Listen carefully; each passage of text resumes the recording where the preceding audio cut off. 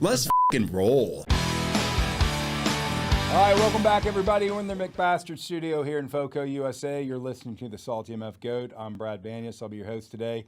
Today we're talking to Mike Dunn, the founder and president of Octane5.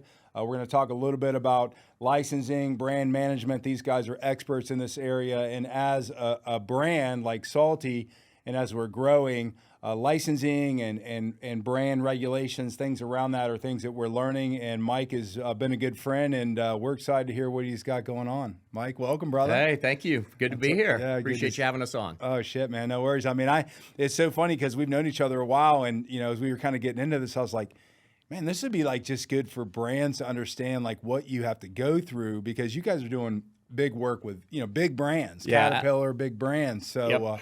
I'm here to learn today, brother. This is your stage. Well, I man. hope I have some wisdom we can impart. We've been around this a long time, and we've watched a lot of brands explode. We work with great big brands, so it'll be good. I'm looking forward to it. So yeah, it was cool because you were talking about Salt Life and how they kind of trajected up and all that good stuff. Yeah. So that's amazing. One thing before I wanted to start is like, this is really cool. Like, so Mike and these guys are local Atlanta Alpharetta guys, and they do this every now and then. So they created with Cherry Street Brewery their own beer, and just go behind this before we get into it, because I think this is really cool how local brands work together. So tell everybody a little bit. So about it. we do we have a large a software product that we do for a lot of big brands like Harley Davidson and Ford and Caterpillar and University of Georgia. And so every year we do a users conference, and all of our clients know that when you come to Octane5 and you're a partner, we like to have fun. We like to work hard with them.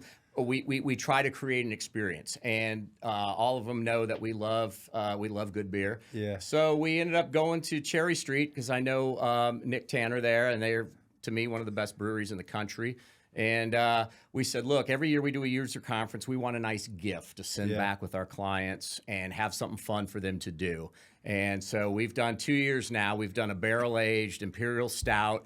And it's something that our clients take back. They all talk about. We even use it with lead generation. We'll send to a prospective client saying, drink a beer, stay calm, drink a beer, run brand comply, which is our software. Yeah. So, it was just something fun we did, and the clients love it. They're like, this is fun. It's great working with you, because our business is relationships, as you know. You create relationships with the clients. They love working with you. And this is just kind of one way to build on those relationships. And it's been awesome. I love supporting the local brewery with Cherry Street. They're So call out. So those you don't know aren't local Atlantans, and we are local Atlantans and been here for a long time. Rick Tanner's Rotisserie Chicken was, so that's Nick's father, and I'm going to give a call out to Rick.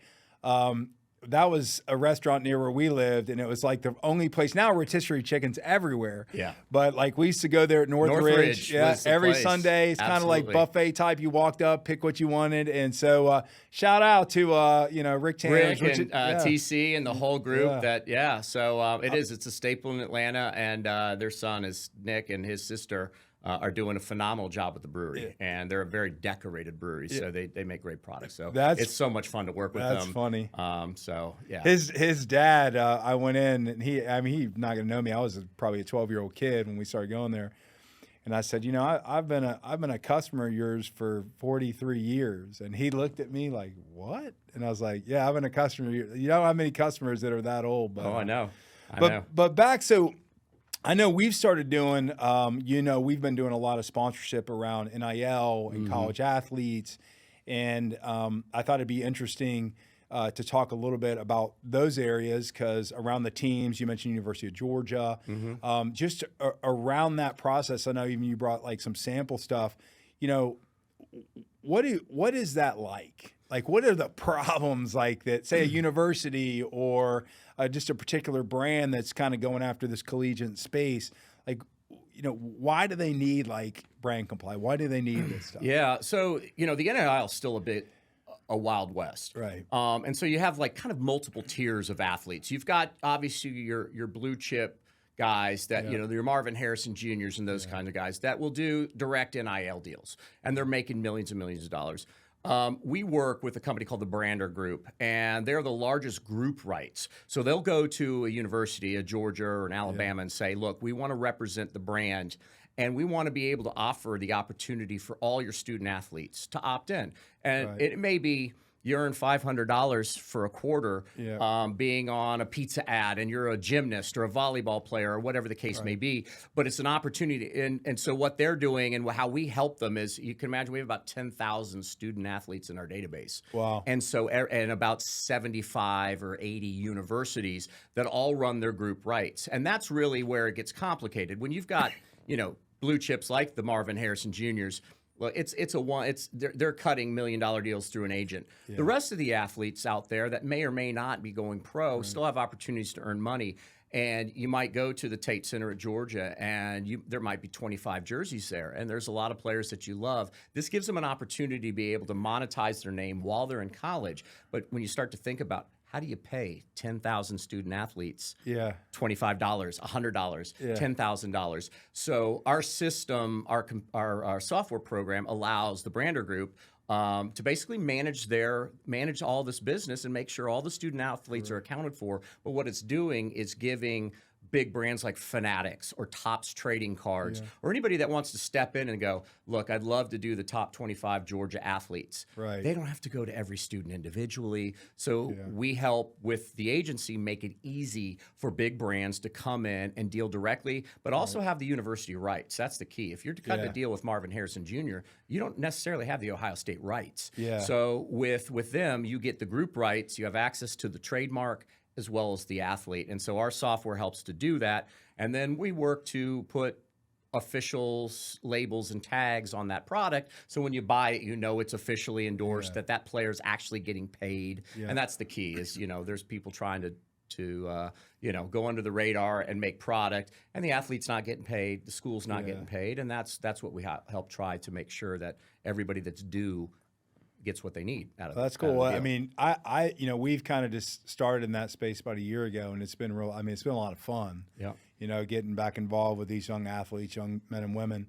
And so, we're not paying $1 million deals, but, gear and some stuff here and there. And it's been really fun, but it is kind of like, it's not really clear on what the hell you can do or what you can't do, right? We did get slapped a few times, like you can't have them in the university gear and things like that. So, and your intentions are not to do that, to leverage. You're just trying to promote the kid. But we got slapped a few times. Yeah, and it's there's still a lot to be determined on how all of this plays out, but.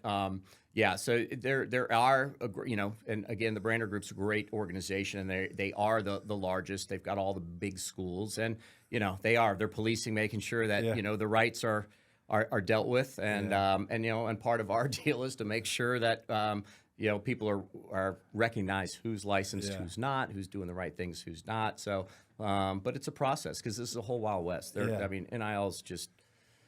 With video games and all the stuff going on. We just sponsored Syracuse's Call of Duty team. Shout out, boys. Shout out, esports. So just sponsored those guys and getting into kind of the electronic gaming foundation on Brinks TV where they compete. And that's been really cool. The esports guys have been really appreciative because they're not getting the headlines, right? Exactly. That the Marvins are, or those type guys. Yeah. So it's a cool But it's space. a great way for them to leverage their time at that university. Oh, and, and I have a lot of friends that played college ball that they never had a chance to do anything. And it may be nominal, but it's also a chance to put your name onto something and have that legacy. So I think that is really good for the collegiate industry. It's been interesting to watch and be kind of behind the scenes, helping everybody figure it out as they go along, because the rules are changing, what can be done, and the logistics of doing all this. I mean, you don't even think about that. Half these people don't have checking accounts. Yeah. They don't have bank account. They don't need to. You got Venmo, you got Yeah. PayPal, and it's like, Yeah. okay, well, how do you pay them? And you can't write them a check because they don't have a bank. Yeah. So those have been some interesting things. You start to think about those generational issues. 100%. Like, I'm like, hey, can you just Venmo me? Dude, Yeah, I don't have Venmo, man. So we're like, yeah, we'll provide the tech to help you do this to take care of them because like it's a whole different. So you guys are doing that whole back end infrastructure on the payments and everything? Yeah, so we're dealing with basically we're the software that helps control everything, so that the agency goes, okay, who do we owe and how do we do this? So we're sort of that facilitator that gives them the backbone to run the business, Right. so that they can go on campus and sign the next college. So we even have an online application. They can bring an iPad to the school, and the student athlete can sign up and put their information into our system, so that they can go out and meet with the gymnast team and the track team and bring them on. And their job is to bring as many student athletes that want to be in to the fold, so that somebody can come in and go, yeah, I want to monetize that, and I want to pick a couple of key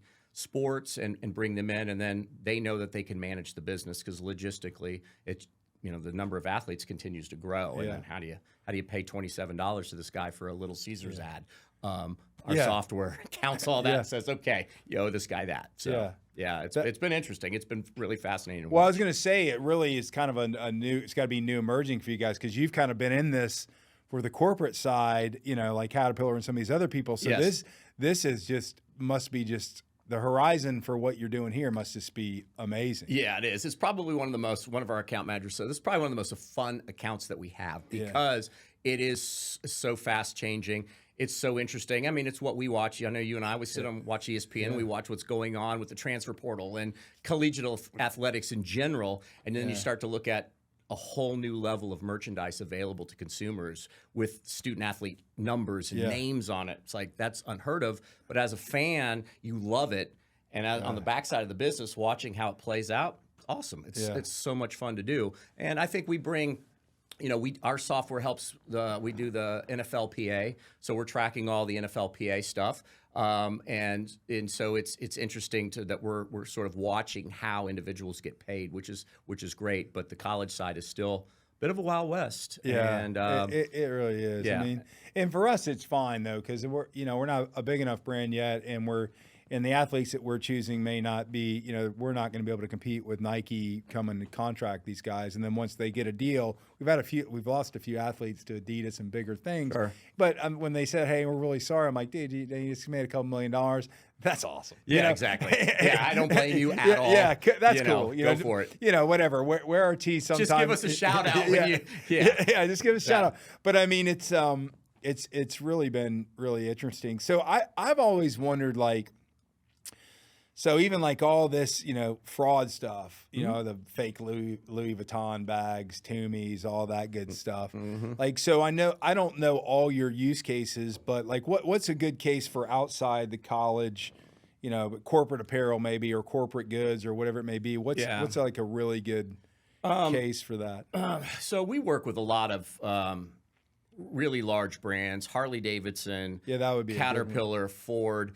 We're talking about the types of products from apparel, especially when you look at Harley Davidson. I mean, that bar and shield gets counterfeited all the time. And then people use the bar and shield for their own business. It might, be Doug's lawn service, and he's put it in the bar and shield.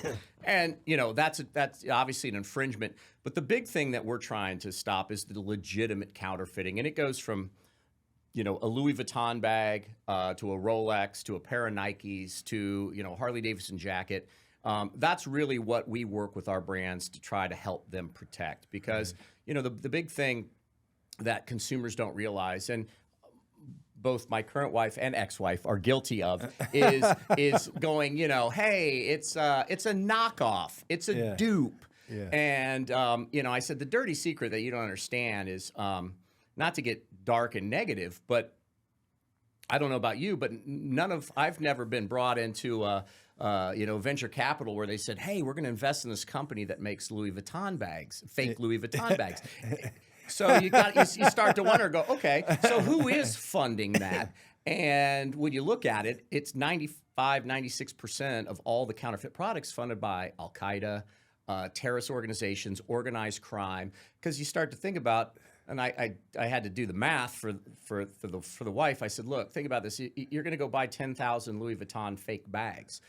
If you even pay $50 a bag, That's $500,000. Yeah. Who is putting that money up to have these bags made and advertised? I said, it's the Sopranos. Yeah. It's the Russian mafia. It's MS-13. It's all. I said, so, you know, when people start to do that, and what we're trying to do is let people know, look, when you go onto Amazon and you buy fake Ray-Bans or fake Nikes, you know, Nike and Ray-Ban, yeah, they're getting screwed out of some money, but who are you supporting? Yeah. You're supporting terrorist organizations. Yeah. They're making their money. That's Al-Qaeda makes their money crazy. selling drugs and counterfeiting. Yeah. And you look at human trafficking. Well, where are these women and children going? Well, a lot of times they're going into factories and they're making those products. So what is it that you're supporting? And that's what really we're trying to help try to build awareness that don't buy a fake Georgia Bulldog hat. Yeah. I mean, you don't know. It could be a local mom and pop that's infringing, but then at the same time, you could be supporting some seriously bad characters. Yeah, I mean, I guess how do you know? Like,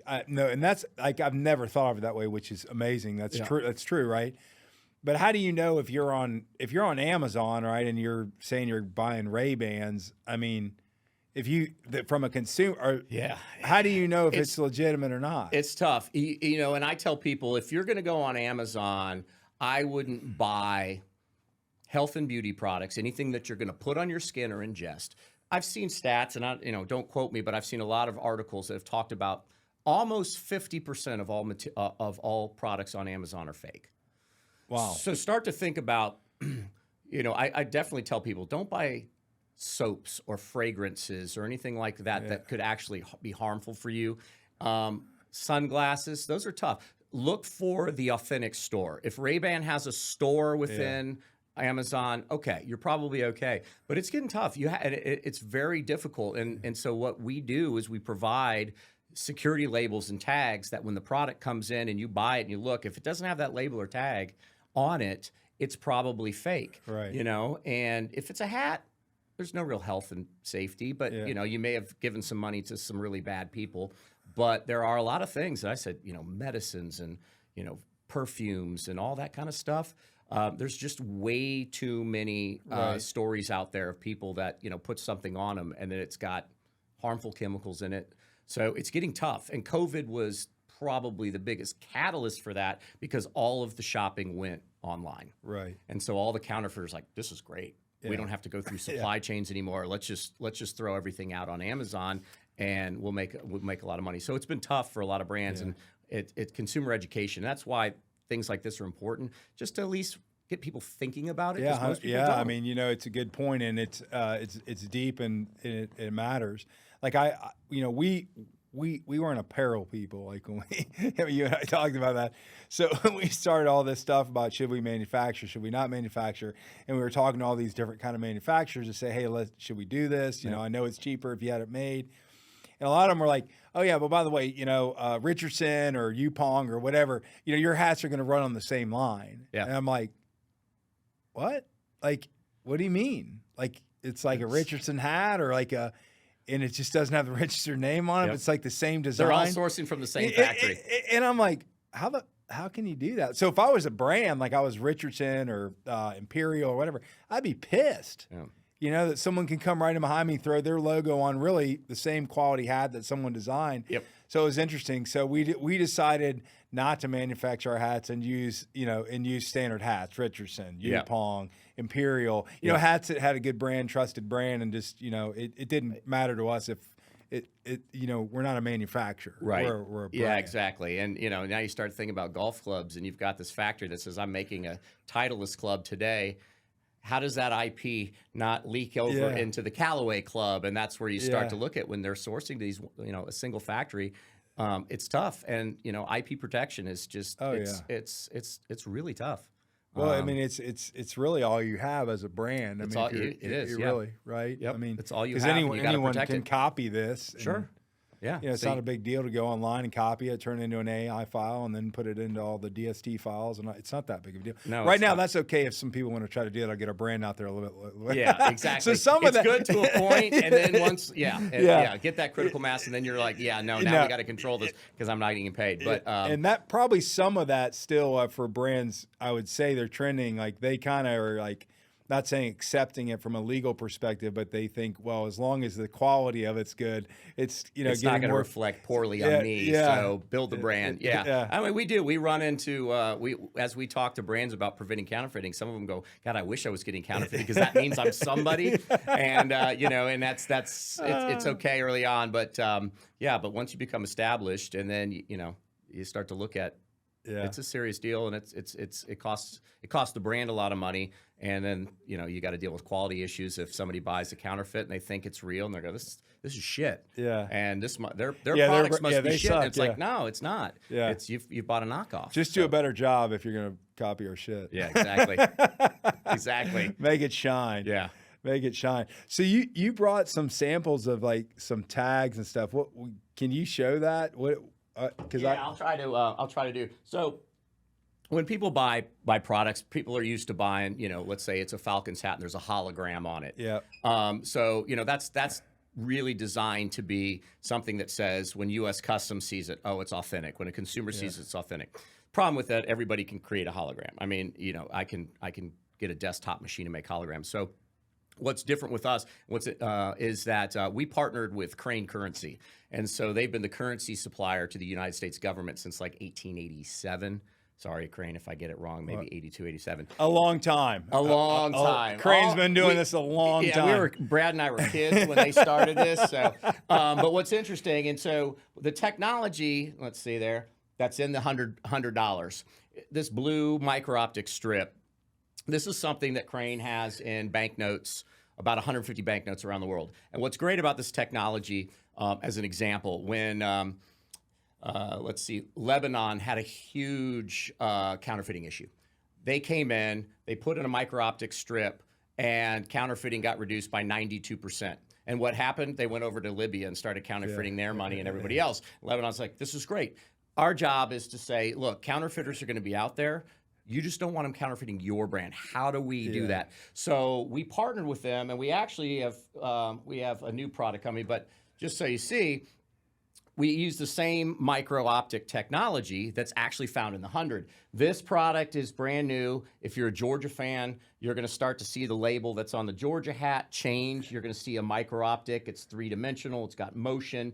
If you're in NIL, this is going to be on NIL product. This is going to be on Ohio State. And then new, if you're a Iowa Hawkeye or Indiana or something, you'll have this independent label. So we're actually doing that $100 bill technology into tag and labels. And so, we've got everybody from, I don't know, Caterpillar, Ford, Harley.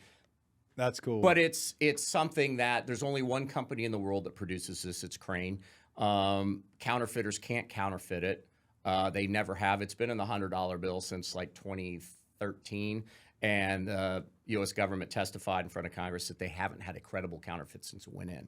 So it's bulletproof technology, and we love it because we're the exclusive for this industry. Oh, that's awesome. And so you'll start to notice, Georgia, Notre Dame, Miami, Kentucky, Oregon, Wisconsin are all using our technology. Right. And really, it's something that you just want to look for. And again, if you're buying collegiate merchandise, whether you're at a bowl game and you're outside at a stand, just recognize it may be a deal, but start to think about who's not getting paid, the students, and then where the money's going. And it's going to bad folks. Yeah. And so this technology has been really awesome. We've got about 40 brands now that are using it to protect their products. And it's really something that the consumers, start looking for it, take notice of it. And then when something comes in through Amazon and it's one of the brands that has this, make sure it's on there. If it's not, you're probably not buying something authentic. Yeah. And it comes with risk. So makes sense. So just curious, I always ask people I know your brother's involved, you and your brother, it's kind of family business, so I love that about it. So how the hell do you, how do you think of it? It's one of those things, you kind of fall into. We didn't set out for this.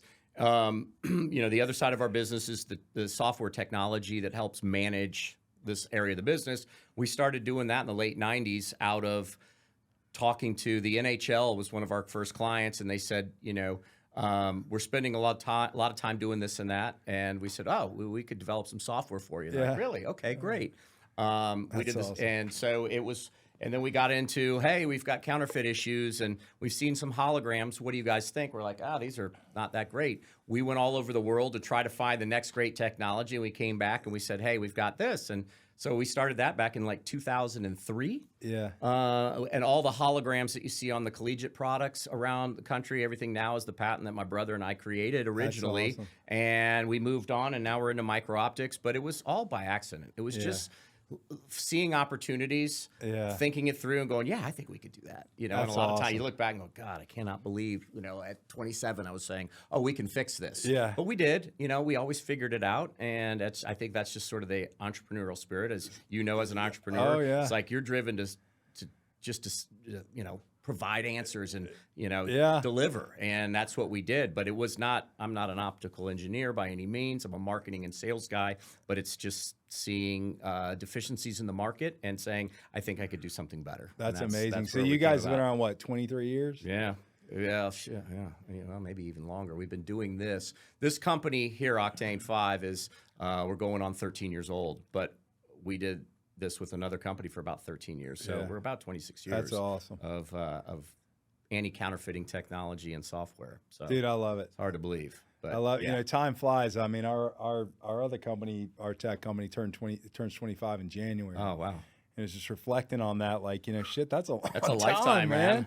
Holy shit! Like, and Salty. I mean, we're babies, man. It's 2 years. We're babies, but it's been a shit ton of fun. And I mean, I really like the athletic side. The biggest thing with us, like getting into kind of universities, logos, and things like that. As a young brand, like, we want to be careful because we have some partners that want to push us in that. I'm like, look, we're trying to build our brand. Right. Georgia's brand's Georgia's brand, or LSU's, they're established, right? Exactly. The Hawks are established, the Celtics. I don't know what the value of throwing our stuff on a Celtics tee might be at this point. Right. Even though great memories of Boston Celtics, Larry Bird, unbelievable, I'm a Lakers fan, but that's okay. Yeah, well, we'll have to talk about that. I grew up. I was in Boston when I was that age, and that was when the Celtics were like, So we go to the Garden. It was unbelievable. But so we've kind of struggled with that. But I'm really interested in talking to you offline on some of the things, because I think it really, the licensing of your product to expand it. Maybe talk about some of these young upcoming brands, like what advice you might give them as they're reaching that point and like they've really got something. Like Salt Life was an example, right? Just kind of exploded and took off. Like, what are some of the things they need to really be thinking about, and how you guys might help them? Yeah, it's different when you're Harley Davidson. Of course. People are banging on their doors, and there's kind of two things. You talked about, do you co-brand with the University of Georgia, and I think there are definitely opportunities. And the nice thing about collegiate licensing is you'll start to see brands that are more established stepping in, like Johnny O has a very unique look. Right, and they're relatively new. Lululemon, obviously a big brand, has jumped into licensing, and as these colleges and brands are looking, they want to make sure they're differentiated. Whether it's obviously Nike and Adidas have their own look and feel. You've got lifestyle and different things. I think it is a natural progression for you because you've got a certain. You've got a brand identity that resonates with the certain people, and a look, especially with the merch, that would be something that could be differentiated. And I think at some point that will be the right thing, because people will know the brand and say, oh, I want to combine these two lifestyles because these both reflect my personality in different ways. From an upcoming brand to looking to license out, it's really, once there's ways that you could potentially start regionally. Certainly Salt Life was something that was born out of the state of Florida. It was fishing. It became a regional brand. And, a lot of it was done directly early on. And then as you get to a point, you say, look, we know the brand. I don't want to source manufacturing to do that. So really licensing becomes your manufacturing model. Right. Let's find somebody best in class that can make tumblers, Tervis, let's let them, because the brand, Tervis, baby, Octane5 right there, baby. Yep, they made us some beautiful tumblers. Those are awesome. And obviously Tervis has got every possible brand under the sun that you could ever want. I got my Georgia one that I have, and then you start to look at my brand's powerful enough to stand on its own, then you find somebody best in class in that product category. Yes, we want to be this product represents us. We have enough stronghold. So in a lot of cases, it may be regional. And we watched Salt Life explode from just a Florida brand. There were stickers on every light post as you walked around. It was insane. And then overnight it exploded. And then you start to look at everybody infringed on their IP. You have Lake Life, Lanier Life, and they're all stealing the fonts, and that was the whole thing. And, again, that's where you need to have good IP attorneys because everybody saw that life and stuck something in front of it, and it really wasn't legal for them to do. But it was a regional play. And then it was looking at what product categories makes sense for this brand. Obviously apparel's great, drinkware's great. What other kinds of things fit the lifestyle that we're trying to create? And licensing's really a great way to go about it. This is a totally off the thing, but I got to do a call out because you're talking about putting stickers all over the place. So we have a good friend, Scott Foley, the traveling mass hole.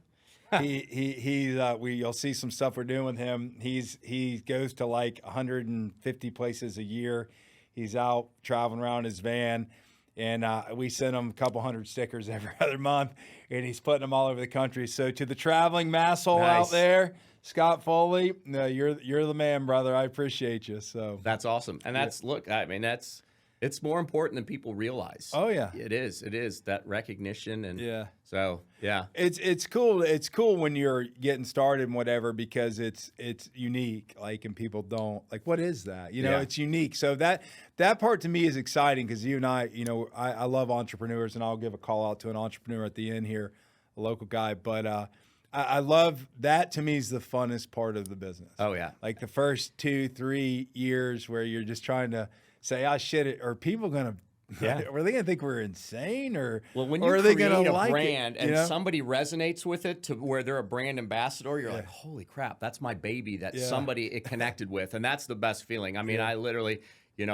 Employees and I got clients that love, we were all joking. I had some clients that were like, we want to get Octane5 tattoos. Yeah. We love you guys. It's so much, and it's great. So I can understand as you start to come up and you get somebody that's like, I love that brand that came out of your head that you created. We've had some people tattoo it, which is funny. My partner's got some of we have a rattle and roll kind of snake. It's like a rattlesnake.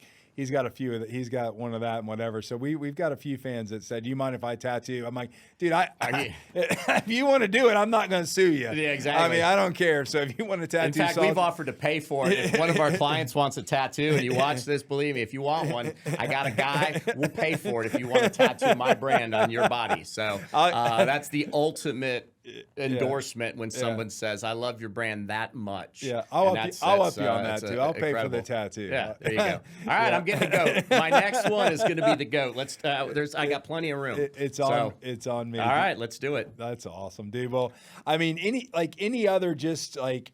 So we've talked about a lot. We talked a lot about the NIL space, but I mean, you and I should connect because I think we could definitely help it. Being technology guys on both sides. Yeah, but sure.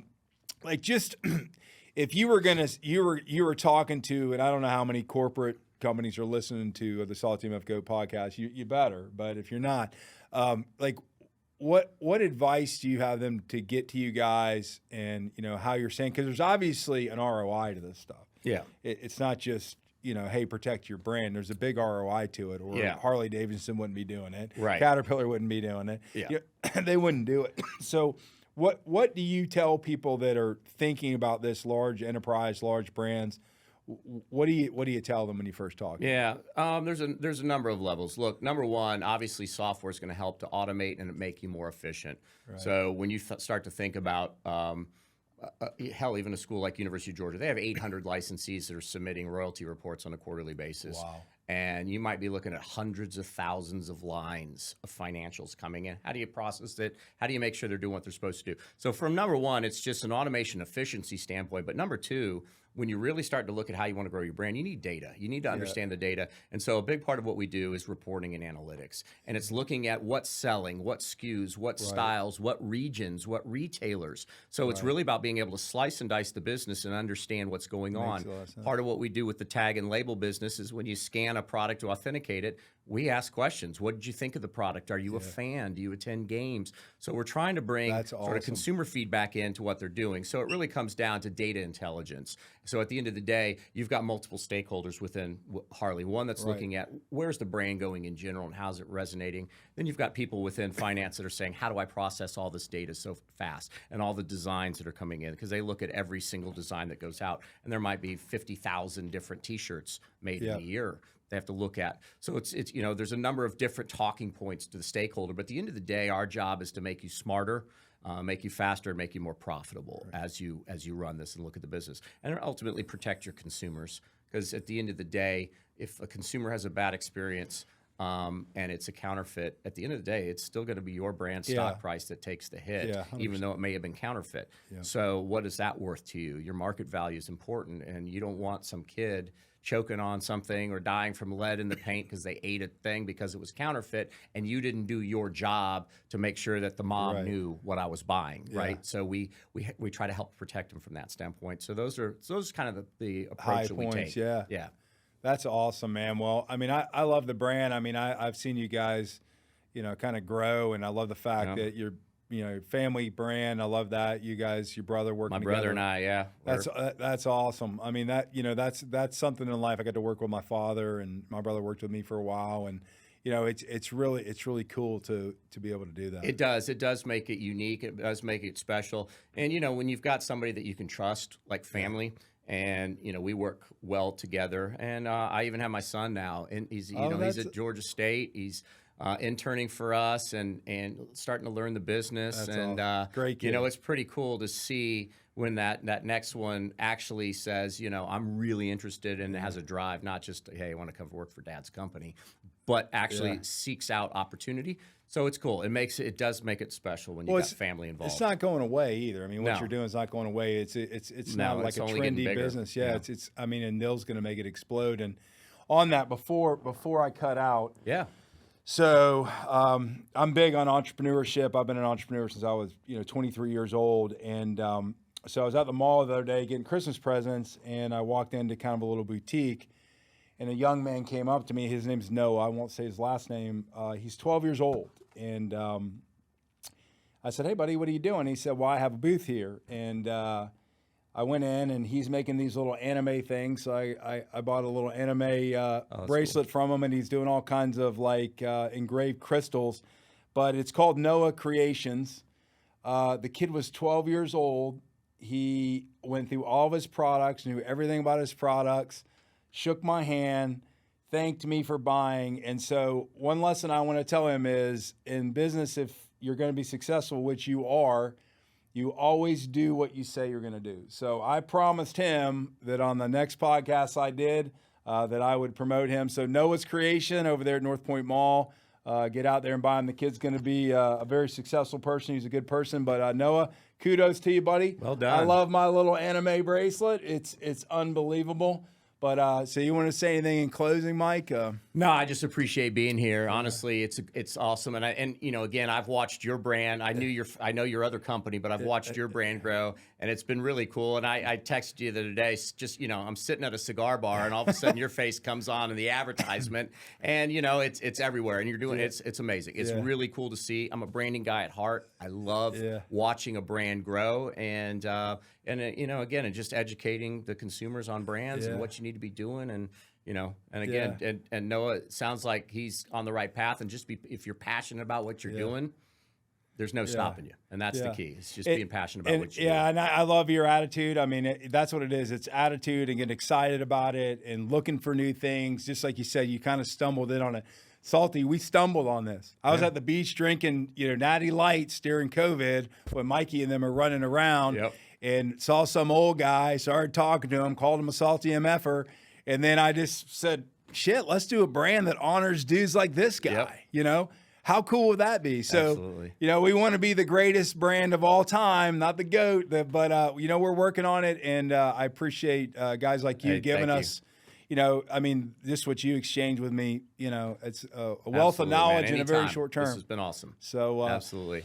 So ladies and gentlemen, Goat Nation, that's all for today. We've had Mike Dunn with Octane5, so check him out if you're a big brand out there and you're trying to grow and protect your brand through licensing, through automation. Octane5, we really appreciate having Mike Dunn on the show today. Let's go! Says, hey, ho,